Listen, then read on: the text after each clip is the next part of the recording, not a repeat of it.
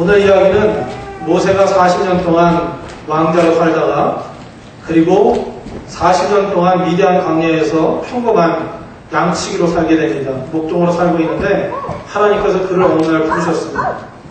그 장소는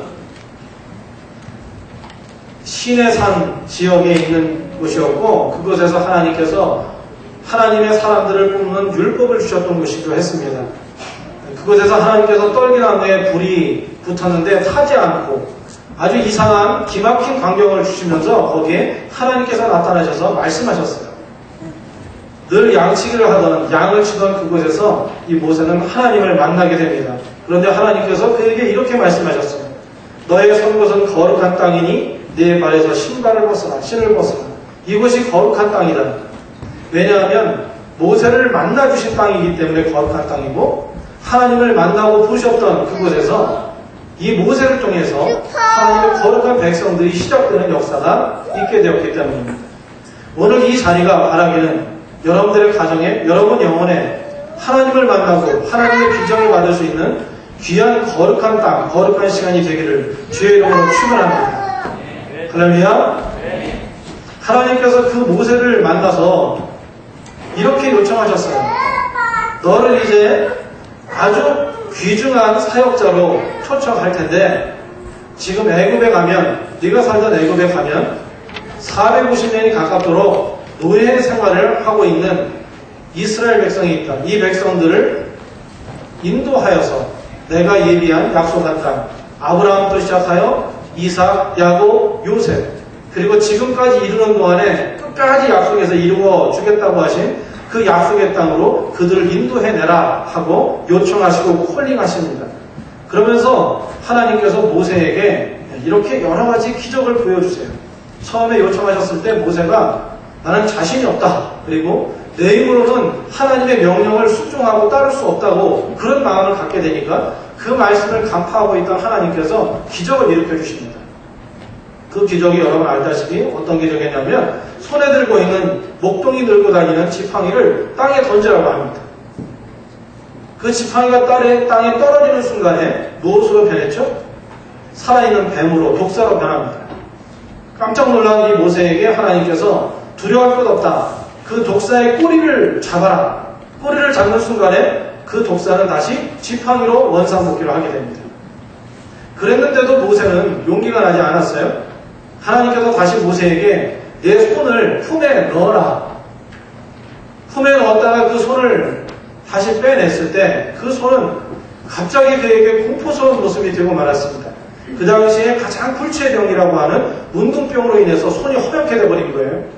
깜짝 놀란 모세가 그때 부들부들 떨고 있는데 하나님께서는 이러한 생사를 사람의 생사와 질병까지도 나는 충분히 일으켰다가 다시 모두 치유할 수 있다. 정준걸 집사님을 치유하시는 하나님께서 만져주시면 이전보다도 더 건강하게 되는 역사가 일어나게 해주실 것을 믿는 우리들처럼 하나님께서는 모든 것을 할 수 있다는 것을 전능하신 하나님이라는 것을 모세에게 보여주시기 위해서 문둥병이 들게 하셨어요. 다시 그에게 말하기를 그 허옇게 된 썩어 문드러지기 시작하는 그 손을 가슴에 넣었다 빼라고 합니다. 모세가 다시 가슴에 넣었다가 뺐을 때 그 손은 어린아이와 같이 다시 깨끗한 피부로 돌아오게 돼요. 이렇게 기적을 보여주시면서 하나님께서 네가 하는 것이 아니라 그 일은 내가 한다. 너는 순종하면 내가 그 일을 한다고 그렇게 말씀하시면서 늘 이러한 기적이 너의 삶 가운데 지금부터 계속해서 일어날 것이다 라고 그렇게 말씀해 주십니다. 그때 모세는 어떻게 응답하고 반응합니까? 모세는 안타깝게도 그때 이런 기적의 하나님이 나와 함께 하시니 내가 하나님의 귀인 쓰임받는 사람이 되어야 되겠다 이렇게 결심하지 못합니다. 그리고는 이제 첫 번째 핑계를 대는데 하나님 저는 말을 잘 못합니다. 말을 유창하게 못하기 때문에 애굽의 왕과 만났을 때 그 말로 대항해서 이길 수가 없습니다. 이와 같이 핑계를 댑니다. 그때 하나님께서 말씀하시기를 그렇게 얘기했을 때 내가 함께 하니까 너 가라 라고 얘기합니다. 그래도 계속 그가 핑계하고 버티게 될 때 이렇게 얘기해요. 결국은 주님 보낼 만한 사람을 보내주세요. 저 말고 다른 사람을 보내주세요. 그에 맞는 능력을 가진 사람을 보내시기 바랍니다. 이렇게 요청했을 때 하나님께서는 크게 노하십니다. 그리고 하시는 말씀이 내가 말을 못한다고 했는데 너보다 말 잘하는 형 아름을 내가 붙여줄 것이다. 그러니 다른 말 하지 말고 명령을 따라 이 역사를 위해서 쓰임받는 자가 되기 위해서 결단하고 나아가라. 이렇게 말씀해 주시고 있는 말씀이 오늘 본문의 배경의 말씀입니다.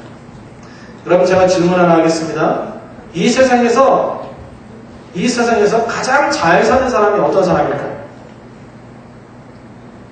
이 세상을 살아가는 사람 중에 가장 성공적인 삶을 살아가는 사람은 어떤 사람일까요? 그럼 이 세상에서 성공하기를 원하십니까? 대답을 안 하시네요. 예, 성공하며 잘 사는 성공적인 삶을 살아가는 그런 사람들이 되길 원하십니까? 예, 그런 사람이 되기를 원합니다. 어떻게 하면 그런 사람이 될 수 있는가? 오늘 모세를 보면서 그리고 오늘 이 짧은 말씀이지만 이 말씀 가운데서 베스트 라이프를 사는 사람이 누구냐? 이 세상에서 정말 가장 귀중하고 소중한 사람이 삶을 살 수 있는 그런 사람은 어떤 사람인가? 오늘 그 말씀을 잘 듣고 결단하는 시간이 되었으면 좋겠습니다. 그 사람은 어떤 사람인가? 하나님께 쓰임받는 사람이 이 세상에서 가장 잘 사는 사람입니다. 뒤에 그림이 있습니까? 혹시 들어쓰심이라는 그런 그림이 있습니까? 예. 오늘 제가 한국에서 베스트셀러로 읽혀졌던 들어쓰심이라는 그런 책의 저자인 안찬호 선교사님을 소개하고 말씀을 마치려고 합니다. 그분이 바로 감리교회 선교사인 안찬호 선교사님입니다. 이분이 원래 탄광촌에서 살았어요. 어려운 삶을 살면서 탄광촌에 살고 아버지는 진폐증으로 인해서 사망했습니다. 그가 탄광촌에서 시커먼 그런 탄을 무릎 뒤집어 쓰고 살아가는 어린 시절을 지내다가 결국은 나중에 인생에 대한 기쁨이 없고 인생에 대한 그 불평이 쌓여서 탄광촌에서 주먹을 쓰는 깡패로 살아갑니다. 그러다가 어느 날 거기서 아주 믿음이 좋은 간호사를 하나 만나게 돼요. 그가 어느 날 깡패로서 삶을 살다가 몸이 다쳤어요. 몸이 다쳐서 병원을 들렸는데 그 병원에서 의식이 오락가락하는 그 순간에 간호사 한 사람이 거기서 하는 얘기를 들었어요. 허우대도 멀쩡하고 건강하고 보니 이런 마음으로 이런 모습으로 사는 사람이 아깝다. 깡패로 이런 식으로 탄광촌에서 이렇게 사는 것이 얼마나 아까운가. 정신 차려서 좀 제대로 된 삶을 살지 하고 이렇게 내뱉는 이야기를 듣게 된 거예요. 그리고 나서 그 얘기를 듣는 순간에 갑자기 정신이 번뜩 들어서 자기를 꼬매고 있는 그곳에서 그 수술대에서 박차고 일어나서 나온 거예요. 그리고 나와서 너무 분하고 또 한편으로는 자기의 삶이 너무나 자기를 돌아볼 때 후회스럽고 그런 마음을 가지고 돌아가다가 그 순간 조금 시간이 지나서 그 간호사를 만나고 싶었어요. 왜냐하면 자기 삶에 있어서 기쁜 마음으로 살지 못했던 것이 기억이 그 마음이 더 강하게 오니까 그 간호사를 만나면 좋은 얘기를 해줄 것 같다는 생각이 들었던 것 같아요. 그 간호사를 만나기 위해서 꾸준히 노력을 했는데도 그 간호사는 깡패가 무서워가지고 만나지 않는 거예요. 그러다가 여러 우여곡절 끝에 그 여인이 교회에 다니는 청년이라는 것을 알게 됐어요. 그래서 이 안찬호 선교사님이 이 젊은이가 교회를 다니기 시작했습니다. 그리고 나서 보니까 이 여인이 청년부 부회장이었어요. 이 청년부 부회장에게 잘 보이기 위해서, 대화하기 위해서 교회를 다니다가 결국은 하나님의 은혜로 인해서 이 간호사가 깡패 출신인 이 안찬호 선교사를 위해서 그와 결혼하고 가정을 이루게 된 거예요. 이런 우여곡절 끝에 그는 감리교 신학대학에 가게 됐고 그곳에서 감리교 신학대학의 선교대학원을 졸업하게 됐고 그리고 그는 선교사가 됐어요. 그리고는 그가 선교대학원을 졸업하면서 하나님께 물었어요. 하나님, 이제 몇 개월 있으면 제가 대학원을 졸업하고 이제 목회를 해야 되는데 저는 꿈이 있습니다. 탄광촌에 가서 강원도의 탄광촌에 가서 그 탄에 범벅이 되고 있는 그 아이들, 엄마 아빠로부터 관심을 받지 못한 그 아이들을 위해서 목회를 하도록 하겠습니다 하고 그렇게 기도하고 있는데 어느 날 기도하는 가운데 마음속에 마음속에 도전을 주는 그런 사건이 벌어지게 된 거예요. 임마누엘 교회를 다니고 있었는데 그 목사님과 함께 교우들과 함께 선교지에 갈 수 있는 그런 특권을 얻게 되었다는 거예요. 졸업하기 얼마 전에 간 곳이 바로 아프리카의 케냐였습니다. 케냐에 가서 거기에서 가는 동안에 그런 처음 비행기에 내리면서부터 돌아올 때까지 눈물을 흘리는데 눈물을 축처할 수 없게 되었다. 그들을 보면서 진짜 얼굴이 까마져요. 전부 까마잖아요. 이 케냐의 사람들. 먹지 못하고 어려움 가운데 있는 그들을 보면서 자기가 살아왔던 어렸을 때 그 생각이 주마등처럼 지나가면서 너무나 마음이 아픈 그런 마음을 갖게 됐다는 것입니다. 그런데 그 이후에 한국에 돌아와서 졸업을 앞두고 있는데 기도하는 중에 하나님께서 말씀을 주시는데 안찬호 너 아프리카 케냐로 가라 이렇게 말씀하셨다는 거예요. 본인의 꿈은 케냐가 아니라 강원도의 탐방촌인데 케냐에 가라고 하는데 자기는 영어를 잘 못하고 그렇다고 그 케냐에 있는 부족어를 알고 있는 것도 아니고 전혀 모르고 있는데 몇 달 남지 않은 그곳에서 계속 마음에 부담을 주시기 때문에 그가 교회 가서 관계성에서 계속해서 기도했다는 거예요. 하나님 어쩌면 좋습니까? 계속해서 하나님께서 마지막으로 계속 푸시를 하는데 아프리카의 케냐를 품어라. 그래서 케냐에 가게 됐고요. 그 케냐에 가서 20년 동안 사역하는 가운데 하나님께서 함께 주셨던 경험을 쓴 것이 여기 있는 들어쓰신이라는 거예요. 여기 보면 내가 순종하면 그분이 들어쓰신다 이렇게 써 있어요. 한번 따라해 봅시다. 여기 있는 내가 순종하면 그분이 들어쓰신다. 왜 그런지 얘기를 해드릴게요. 이 얘기를 하고 마치려고요. 이 안찬호 선교사님은 아프리카 케냐에 살고 있는 35만 명의 마사이 부족을 위해서 20년 동안 선교했습니다. 이 마사이 부족은 케냐 사람들도 무서워하는 부족이랍니다. 여러분 부시하고 영화 봤죠? 부시 옛날에. 이 부시 나오는 데가 케냐예요. 허허벌판에 그저 가시떨기 나무가 두루두루 바람 불면 돌아다니고 건기에는 정말 물 한 방울 안 나오고 무기 되면 또 장대비가 내려가지고 다 홍수로 떠내가려고 만들고 또 시간 지나면 바싹 나고 이렇게 해서 살 수 있는 것이라는 건 오직 소 같은 가축을 길러서 또 그 건기가 되면 다른 곳으로 킬리만자로 산이 있는 그곳으로 또 갔다가 오는 동안에 또 굶어 죽고 병들어 죽고 이런 것을 계속 하면서 살아가는 이들은 평생 가도 한 번도 목욕을 안 한답니다. 그 이들의 특징은 죄송합니다. 중요한 일을 할 때 변을 볼 때 앉아서 넣질 않는다는 거예요. 그냥 서서 넣기 때문에 줄줄줄줄 흘러내리는 거죠. 그리고 그들이 먹는 주식이 우유입니다. 하루에 한 컵의 우유를 먹는데 시간이 지나면 이게 다 썩어서 이게 된 것처럼 돼 있는 거 있잖아요. 요구르트처럼. 그걸 먹는다는 거예요. 그러면서도 살아가니까 수많은 사람들이 죽고 이들의 평균 수명은 35세입니다. 우리 교인들 여기 보면 35세에서 30대와 40대가 주류를 이루고 있잖아요. 20대와. 우리는 이미 케냐에 살았으면 다 저 세상 사람들이잖아요. 35세, 40세 되면 장수하는 거예요. 특별한 은총을 주어서 그 다음에 장수하는 분들도 있겠지만 대부분 35세가 평균 수명이라는 것입니다. 이곳에서 살아가면서 아프리카 케냐에서 이분이 20년 동안 한 일이 있는데 이 무자비한 마사이 종족 속에 그 케냐인들도 안 들어가는 곳 속에 지역교회 24개의 교회를 지금 세우고 있고요.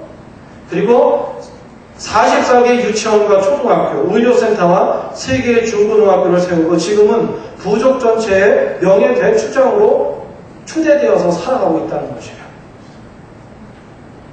저희 아버지도 이분을 만났어요.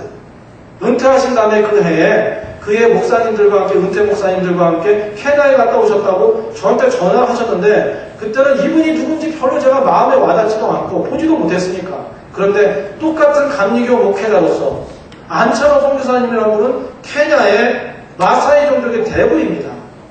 그런데 이분의 일화를 좀 오늘 얘기를 하려고요. 이분이 처음 갔을 때 영어도 잘 못하는데 거기는 이제 교회가 하나도 없었으니까 나무 밑에서 예배를 드렸다는 거예요. 나무 밑 교회에서 예배를 드리는데 그리고 나서 한 몇 주쯤 지났는데 영어 잘 못하고 그리고 그 부족어는 더 못하니까 맨 앞에 앉아가지고 나무 밑 교회 맨 앞에 앉아서 사모님하고 예배를 드리고 있었는데 갑자기 추장이 다가와서는 그러더라는 겁니다. 아, 목사님이신데 여기 목사님 오는 분들이 무서워서 하나도 안 들어오고 들어왔다가 그냥 가는데, 그런데 목사님이 오셨으니까 다음 주에 설교를 해주십시오 그랬다는 거예요.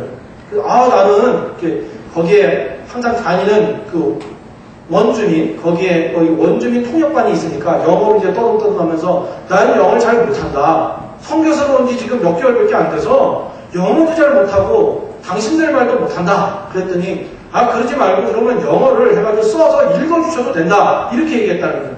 그래서 갑자기 문득 생각난 게 내가 선교사인데 그럼 내가 읽고 달달달 외우면 되겠다. 이렇게 생각하고 알아보라고 이렇게 대답을 했다는 거예요. 그리고 그 다음 절이 다가오는데 한 주간 동안 이제 아들에게 원고를 써달라고 해서는 교정을 받고 아들과 사모님 놓고 그걸 보고 읽는 거예요. 근데 아무리 읽어도 아주 냉정한 판단, 사모님하고 아들이 아직 멀었다는 거예요. 그래서 그냥 자나깨나 일주일 동안 계속 달달달달 외웠대요. 외우고 이제는 가서 설교를 해야 되겠다. 그리고 주일날 갔더니 나무밑 교회에 본래 왔던 교인들보다 훨씬 많은 원주민들이 왔다는 거예요. 왜냐하면 드디어 여기에 노랑둥이 목사가 처음으로 우리를 위해 설교를 한다. 드디어. 마사이족에 있어서는 역사적인 날이고요. 그 소문을 듣고 도대체 이 노랑둥이가 뭐라고 하나 들으려고 사람들이 가득 모였다는 거예요. 가슴이 쿵쾅쿵쾅쿵쾅하고 떨리는데 올라가서 이제 설교를 하려고 딱 올라갔는데 사회자가 갑자기 이렇게 해서 소개를 했어요. 자, 이제 목사님이 기도해 주시고 말씀을 해 주시겠습니다. 그런 거예요. 원고를 들고 딱 서 있는데 갑자기 이 사회자가 엄청난 요구를 한 거예요. 안찬호 목사님은 오로지 설교문만 작성을 했는데 목사님께서 축복 기도를 해 주시고 설교를 하겠습니다. 축복 기도를 할 수 없는 거예요. 예배는 들어야 되겠고 얼떨결에 설교를 하기 위해서 기도를 하기 위해서 기도를 시작했습니다. 이제 들은 거는 딱 보니까 주기도문에서 할 수 있는 거 Heavenly Father. Heavenly Father인데 그다음부터 아무 생각도 안 나는 거예요. 더 당황하니까. 그래서는 Help us 그랬대. Help us. 그다음부터 할 수가 없어가지고 Help us 그러는데 마음속으로는 Help me. 하나님 저를 Help me. 저를 좀 생각나게 해주셔. 근데 참 이 하나님께서 그때 번쩍하는 그 은혜로 잘잘잘잘 영어가 나오게 하면 좋은데 더 하얗게 아무 생각도 들리지 않았습니다. 그때 하나님께서 원망으로 있고 내가 와가지고 3주 만에 이제 여기서 쫓겨나나 보다. 설교도 못하는 목사가 와서 무슨 설교를 하냐. 이렇게 처음부터 그런 선입견이 들면 어떻게 설교가 될 것인가. 그러면서 막 머릿속에서는 너무 걱정이 이것저것 생각이 막 났다는 거예요. 그러다가 너무 속이 상해가지고 주여 그랬대. 그랬더니 옆에서 어느 순간에 한탄하는 주여 소리가 하나 딱 나더래. 주여. 누구냐 하면 사모님이 기다리다 못해 한 3, 4분 쉬는데 말도 못하고 헬프 왔어 이러다가 가만히 있으니까 그 주여 하는 소리에 눈물이 터지기 시작해가지고 너무 서러워서 그냥 통곡을 하면서 울었다는 거예요. 그러다가 이제 더 할 수 없어서 주여 하다가 자기도 모르게 하나님께 에라 모르겠다. 한국말로 기도하자고 한국말로 통성으로 기도를 하면서 눈물을 콩을 흘리면서 기도를 막 했어요. 이 원주민들이 이 목사님이 기도를 해야 되는데 앞에서 통곡하면서 우는 거예요. 그리고 나서는 한참 시간이 지났는데 더 이상 어떻게 할 바를 모르니까 그냥 이제 설교도 못하고 그냥 기도를 끝냈다는 거예요. 그리고 나서는 기도 끝내고서 일어나서 그래도 한번 이제 설교를 해야 되겠다고 보니까 설교문이 어떻게 됐을까요? 눈물 콧물 때문에 범벅이 돼가지고 하나도 안 보이는 거예요. 그날 그래서 설교를 못하고 헌금만 하고 그리고 예배를 마쳤다는 것입니다. 거기도 우리 교회처럼 끝나고 나면 이 설교자가 성도들과 함께 허그를 하고 악수를 하고 이렇게 인사를 해주는 시간이 있었다는 거예요. 그래서는 이제는 그 끝나고 나서는 그 나무밑 교회지만 그 입구라고 생각할 지정되어 있는 곳이 있나 봐요. 거기에서 머리를 숙이고 이러고 있는데 실망스러워서 눈물을 흘리는 그런 모습으로 있었는데 갑자기 추장이 뛰어나와가지고는 목사님을 얼싸매면서 이렇게 얘기했다는 거예요. 목사님 제가 회개합니다. 목사님 은혜 받았습니다. 너무 은혜 받았습니다. 그러니 제가 잘못했어요. 제가 앞으로 무조건 목사님만 따르겠습니다. 그랬더니 옆에 있는 또 다른 거기 많이 있던 원주민들이 전부 다 와가지고는 목사님 저도 열심히 예수님을 믿겠습니다. 그리고 저는 우리 집에 있는 소 한 마리를 하나님께 바치겠습니다. 그러는 거예요. 도대체 무슨 일이 일어난 건가 이게. 사실은 지금 기도를 제대로 못해서 설교도 못하고 결국은 이렇게 해서 완전히 예배를 망친 상태인데 이들은 와서 자기를 부둥켜 안고 너무 감사하고 은혜를 받았다는 거예요. 그래서 사람들이 이제는 쭉 인사를 하고 나서 그때 추장이 영문도 모르고 있는데 추장이 둘러선 모두에게 이렇게 말했다는 것입니다. 여러분 저를 용서하십시오. 저는 추장이지만 오늘 목사님이 보여주신 것처럼 다른 사람들을 위해 그렇게 사랑해 본 적이 없습니다. 목사님은 저희 마사이 종족을 위해서 눈물을 흘리면서 콧물을 흘리면서 침을 튀기면서 그러면서 저렇게 애국하며 애통하면서 기도를 하셨습니다. 저는 추장인데 평생 추장인데 저는 목사님을 보면서 너무나 가슴에 가책을 받고 너무 회개하게 되었습니다. 이분은 우리의 마사이입니다. 이랬더니 부족들이 거기서 막 뛰면서 이 목사님 만세 그러면서 그를 환영했다는 것이죠. 도대체 어떤 일이 일어난 것일까요? 여기에는 물과 관련된 이유가 있다는 거예요. 마사이 마을에 처음에 이런 일이 있기 전에 처음 추장이 있는 곳에 마을에 들어갔을 때 처음 추장을 만났는데 이 추장이 이 안찬호 목사님의 얼굴에 침을 탁 뱉더래요. 그 얼굴에 침을 탁 뱉으니까 그 순간에 안찬호 선교사님이 되긴 됐어도 원래 옛적에 했던 그게 있잖아요. 욱하는 마음이 있다. 그래서는 그 순간에 참지를 못하고 이놈들 봐라. 내가 평생 여기 헌신한다고 이렇게 왔는데 침을 뱉어 처음부터. 그래서는 그 문화를 모르니까 침을 추장에게 또 탁 뱉었다는 거예요. 근데 뱉고 나서 훈훈했던 거지. 깜짝 놀라가지고 이제는 난 여기서 죽었다. 처음 만나는 사람 참으로 찔러 죽이는 사람들인데 선교고 뭐고 이제 난 죽었다. 이렇게 생각하고 깜짝 놀라가지고 부들부들 떨고 있는데 그 순간에 추장이 안찬호 선생님 목을 막 끌어왔더니 너무 기뻐서 막 뛰더라는 거예요.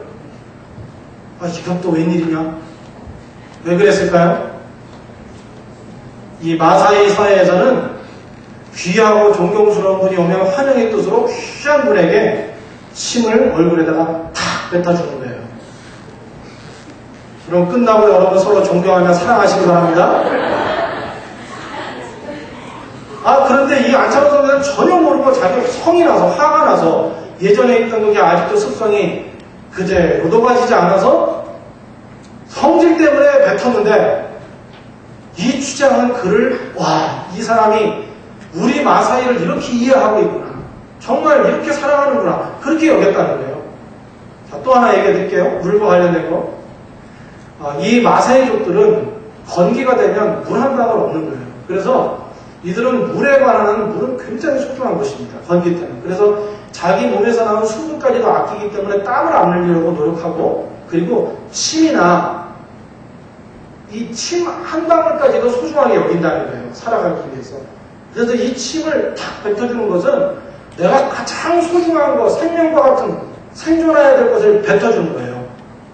그래서 어린아이를, 마사이족들은 어린아이가 처음 태어나면 오늘 태우가 100일, 지난주에 100일이었기 때문에 오늘 서로 축하한다고 떡을 준비했다고 하는데 이런 어린아이가 태어나잖아요. 그러면 동네 사람들이 쭉 가서 축하를 해줘요.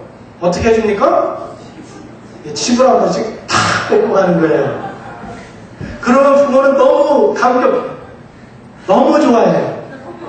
또 오늘 끝나고 최후의 겨울이면 사랑을 그렇게 베풀면 안 되겠죠?